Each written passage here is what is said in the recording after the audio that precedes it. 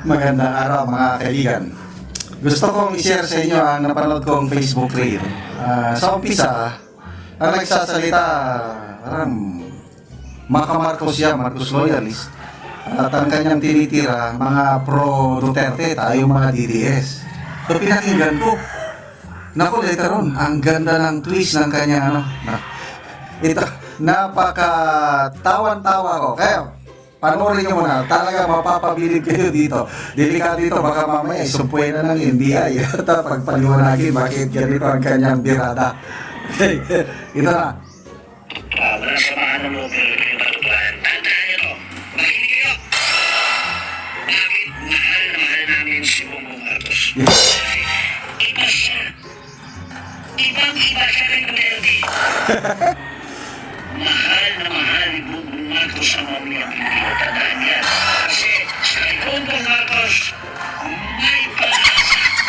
Pinutunan si Bongbong Marcos kasi pinaasa niya kami na hindi 20 kilos yung bigas. Hanggang ngayon, hindi pa nangyari. Ibig sabihin, may pag-asa pa. Kasi hindi pa natin yung termino niya. Huwag mo yan, tulad. Si Bongbong Marcos kay Duterte. Noon si Duterte, pinapakay na yung mga lulugista. Yung mga adik, pinapasuko niya.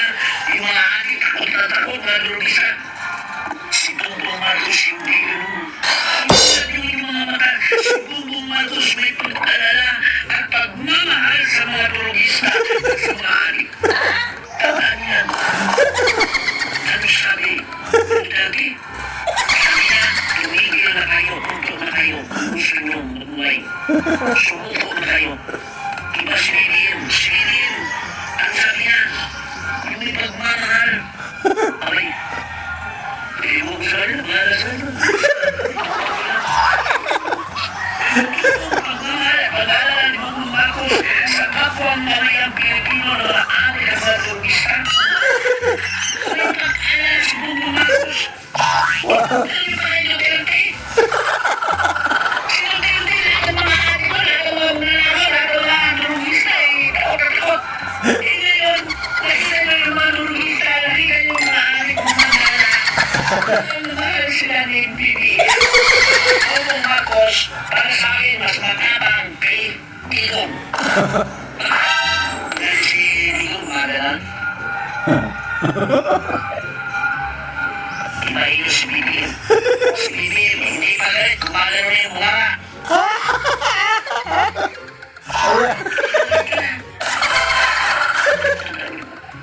Mas matalim si BBM kaysa kay Duterte.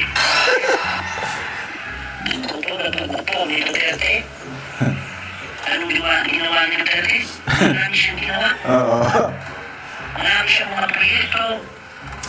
Maraming mga benepisyo yung ginawa niya. Marami siyang makita. Pero si BBM, mas mabuno niyan. Mas matalim niyan.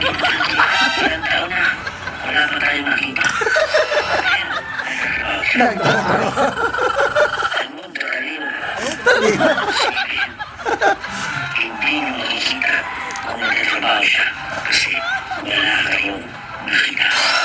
Tatandaan nyo, ipakita namin yung full support namin kay BBM, kay Bongbong Marcos. Kapag siya ang hinuli ng ICC, pag pumunta dito, yung ICC makakulit si Bongbong Marcos, ipaglaban namin yan. Kayo, nag-ipon-ipon kayo, kayo mga pulutan ng Duterte kayo, nag-ipon-ipon kayo, nag-iyakan kayo, nakita nyo, nag-noise boys kayo, nag-ano kayo, nag-garaman kayo, ibahin nyo kami ng mga pro-BBM, ang hinuli ng ICC si Bongbong Marcos. Kami mismo, sisigaw namin, ipakita namin kung gaano namin kamahal si BBM. Isisigaw namin na, ikulong! Ikulong na! Ikulong na!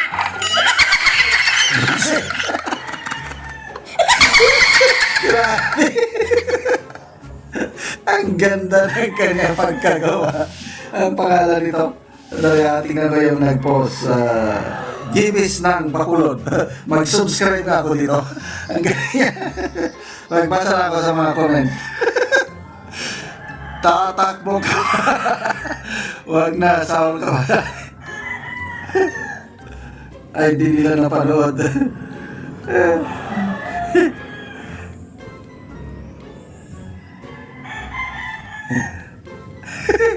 Eric Rojas. Yes, na yes boss, I love you. Ang galing mo boss, laban tayo, PDP, Bote Straight.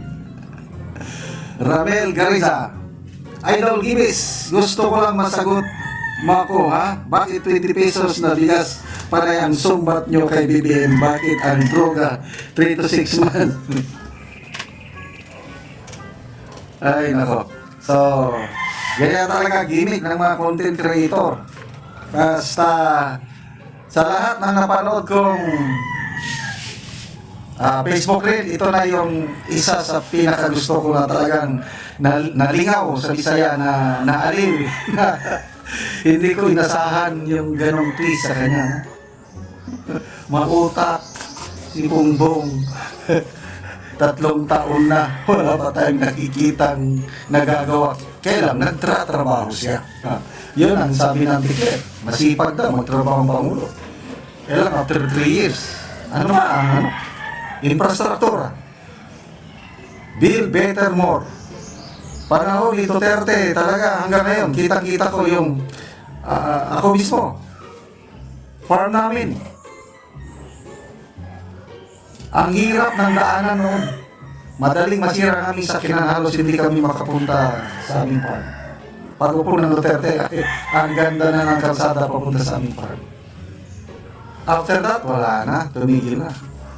Railway projects na sinimula ni Tatay Digong, Mindanao Railway, ang ganda sana, kaya lang wala na, zero budget.